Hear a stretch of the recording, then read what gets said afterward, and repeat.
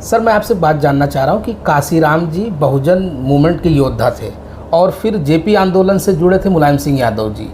अभी आपका और अखिलेश यादव जी से यानी कि दो अलग अलग, काशीराम जी और मुलायम सिंह यादव जी में क्या सिमिलरिटीज़ थी और अभी के ग्राउंड पर उसका क्या असर है? आदरणीय कांशीराम साहब,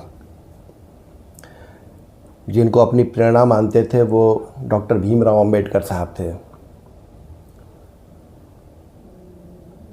आदरणीय मुलायम सिंह यादव साहब डॉक्टर राम मनोहर लोहिया साहब को अपना गुरु मानते थे। मैं इस प्रश्न का उत्तर देने से पहले आपको इतिहास में ले जाना चाहूँगा। डॉक्टर भीमराव अंबेडकर साहब के अंतिम दिनों में उस पत्र का मैं जिक्र करना चाहूँगा, जो पत्र डॉक्टर राम मनोहर लोहिया साहब ने डॉक्टर भीमराव अंबेडकर साहब को लिखा था, और यही असली भारत की खूबसूरती होगी। उन्होंने उस पत्र का जिक्र करते हुए ये कहा था कि हमारी समाजवाद और आपकी मानवतावाद अगर दोनों मिल जाता है तो भारत बुलंदियों को छुएगा।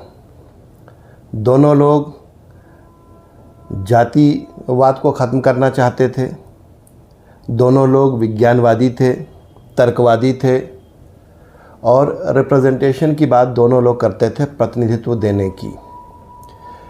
जिसकी जितनी आबादी उसकी उतनी हिस्सेदारी, दोनों लोग सहमति थी।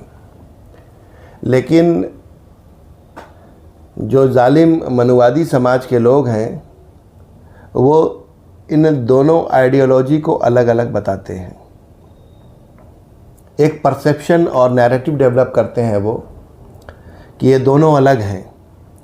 वंचितों की बात करना, शोषितों की बात करना, इस देश में जो जाति छोटी या नीची कही जाती है उनके बारे में बात करना, उपेक्षित समाज की बात करना, इस देश में सदियों से सताई हुई महिलाओं की बात करना, को वो दो विचारधाराओं में बांटना चाहते हैं। और आपको याद होगा इतिहास के पन्नों से कि 1993 में जब दोनों लोग मिले तो सरकार भी बनी, और उस समय नारा भी चला था, मिले मुलायम कांशीराम। याद है? ये नारा आज भी मनुवादियों को चुभती है, इसलिए वो बाइफरकेट करने के लिए दोनों को अलग अलग प्रचारित प्रसारित करते हैं। आज की वर्तमान स्थिति में जो राष्ट्रीय अध्यक्ष जी श्री अखिलेश यादव साहब का जो पीडीए कॉन्सेप्ट है, वो जो 1956 में जो अधूरा सपना रह गया था उसको पूरा करने के लिए पीडीए समाज के बारे में एक पीडीए विज़न लेके आए वो, और ज़मीन पे उतारने का प्रयास कर रहे हैं वो।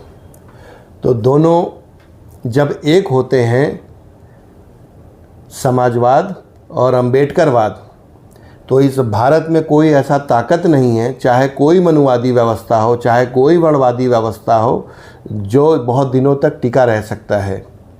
बशर्ते जो हमारे इस देश में मनुवादियों के द्वारा उपजाए हुए, छोड़े हुए या प्रोत्साहित करते हुए जो जातियों के नेता पैदा किए जा रहे हैं, उनसे हम लोगों को सजग रहने की ज़रूरत है।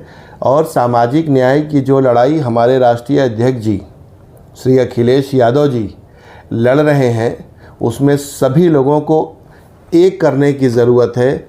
मान्यवर कांशीराम साहब भी अंतिम पायदान में पड़े हुए व्यक्ति के लिए लड़ाई लड़े, राम मनोहर लोहिया साहब ने भी लड़ाई लड़ी, आदरणीय मुलायम सिंह साहब ने भी लड़ाई लड़ी।